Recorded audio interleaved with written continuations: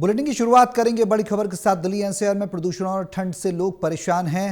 रैन बसेरों में बेघर लोग रह रहे हैं। कोहरे ने दिल्ली एनसीआर को गिरफ्त में ले लिया। दिल्ली एनसीआर में प्रदूषण का कहर लगातार जारी है। AQI की बात करें तो हवा की क्वालिटी बेहद खराब कैटेगरी में बनी हुई है। दिल्ली में प्रदूषण का लेवल ओवरऑल AQI की बात करें तो 379, आनंद विहार का AQI 420, अलीपुर का AQI 399 दर्ज किया गया। वहीं अशोक विहार का AQI 397 दर्ज किया गया। यानी कि प्रदूषण, ठंड और कोहरे का ट्रिपल अटैक दिल्ली में देखने को मिल रहा है। अमूमन ये समय 15 दिसंबर से 15 जनवरी तक का ठंड का होता है, शीतलहर का होता है, और ऐसे में लोगों को राहत मिलती फिलहाल नजर नहीं आ रही है। दूर दूर तक आप देखेंगे विजिबिलिटी काफी लो है, क्योंकि प्रदूषण जो है वो लगातार लोगों को परेशान कर रहा है। ठंड से लोग परेशान हैं। ज्यादा जानकारी के लिए हमारे सहयोगी जितेंद्र शर्मा हमारे साथ लाइव जुड़ गए हैं। सीधे उनका रुख करेंगे। जितेंद्र, सबसे पहले आप हमें बताएं कि दिल्ली में कोहरे की स्थिति क्या है, पॉल्यूशन की स्थिति क्या है, और किस तरह की स्थिति आप देख पा रहे हैं। लोगों को किस तरह की नए साल में परेशानियों का सामना करना पड़ रहा है।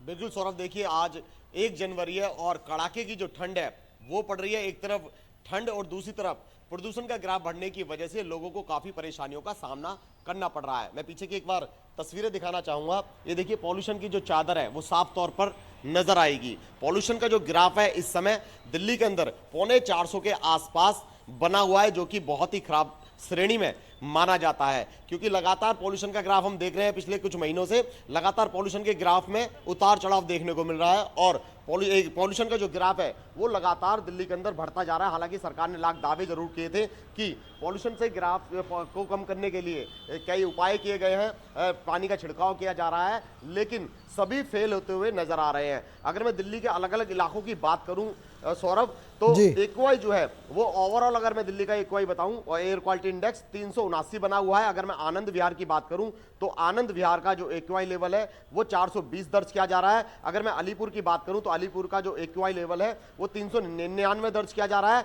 और मैं अगर अशोक विहार की बात करूं तो अशोक विहार का जो AQI लेवल है वो 397 दर्ज किया जा रहा है। यानी कि दिल्ली के अलग अलग इलाकों के अंदर जो पॉल्यूशन का ग्राफ है वो अलग अलग बना हुआ है और बहुत ही ज्यादा खराब श्रेणी में दर्ज किया जा रहा है, जिससे आम जनता जो है वो काफी परेशान है। सीनियर सिटीजन जो है उन्हें सांस लेने में दिक्कत हो रही है। डॉक्टरों ने लोगों से अपील की है कि घर से बाहर ना निकलें और दिन में 8 से 10 बार साफ पानी, ताजे पानी से अपनी आंखों को धोते रहें।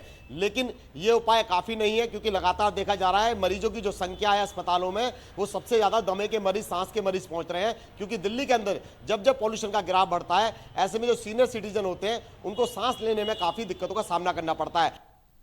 हालांकि सरकार लाख दावे जरूर करती है कि पॉल्यूशन के ग्राफ को कम किया जा रहा है, और मैंने इसकी जो चलाई जा रही थी पॉल्यूशन को लड़ने के लिए टीम भी गठित की थी, लेकिन कोई फायदा होता हुआ दिल्ली के अंदर दिखाई नहीं दे रहा है, क्योंकि पॉल्यूशन का जो ग्राफ है वो लगातार दिल्ली के अंदर वैसा का ही वैसा बना हुआ है। यानी कि 300 के पार है, कभी 400 के पार दर्ज किया जा रहा है। सौरभ, आज जितेंद्र, सवाल यह है कि अब नए साल को लेकर दिल्ली सरकार की तैयारियां क्या हैं प्रदूषण से निपटने के लिए। अगर बीते साल की बात को हम भूल भी जाएं कि चलो जो इनिशिएटिव लिए थे सरकार ने, उससे लोगों को राहत नहीं भी मिली, पक्ष विपक्ष के आरोप प्रत्यारोप को भी दरकिनार कर दें, तो नए साल से नई शुरुआत के साथ नई उम्मीद का आसरा लगा सकते हैं दिल्ली NCR वासी। क्या कुछ तैयारियां, आगे का कोई रोड मैप या कोई प्लान तैयार किया गया?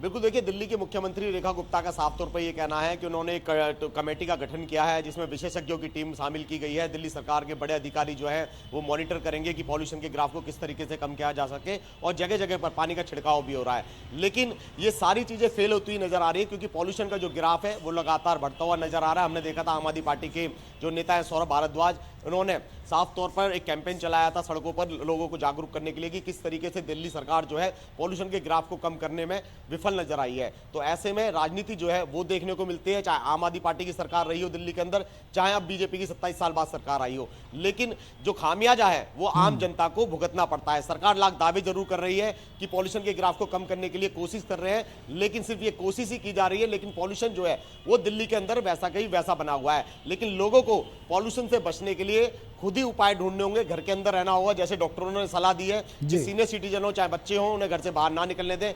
जरूरत पड़े, बहुत ही अर्जेंट है तो घर से बाहर निकले, मास्क लगाकर निकले, तभी बचाव हो सकता है। क्योंकि जनता को खुद पॉल्यूशन से बचना पड़ेगा, क्योंकि सरकार के जितने भी दावे थे वो सब फेल होते हुए नजर आ रहे हैं। पॉल्यूशन तो एक तरफ है, लेकिन अब ठंड की अगर मैं बात करूं तो मैं पीछे की तस्वीरें दिखाना चाहूंगा। यहाँ पर रैन बसेरे भी हैं, जो बेघर लोग हैं वो बेघर लोग रैन बसेरों के अंदर पहुंच रहे हैं। मैं तस्वीरें दिखाना चाहूंगा अंदर की कि सरकार की तरफ से बेघर लोगों के लिए, जिनके पास घर मकान नहीं है, रहने के लिए जगह नहीं होती, कंबल नहीं होते, सोने के लिए जगह नहीं होती, तो उन लोगों से बात करते हैं। केयर टेकर यहाँ पर इस समय मौजूद है, इनसे बातचीत करते हैं। किस तरीके की सुविधा सरकार की तरफ से दी जा रही है?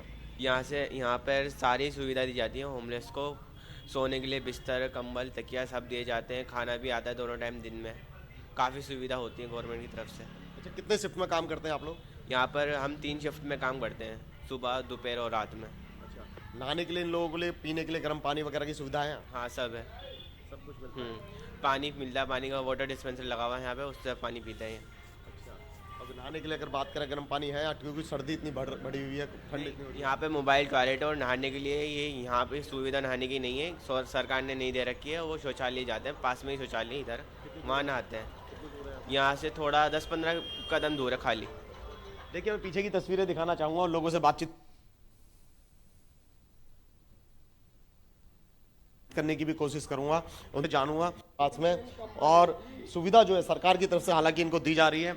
कोई परेशानी किसी तरीके की? किसी चीज की परेशानी नहीं है जी, हर चीज का आराम है। 7 साल हो गए यहाँ रहते हुए।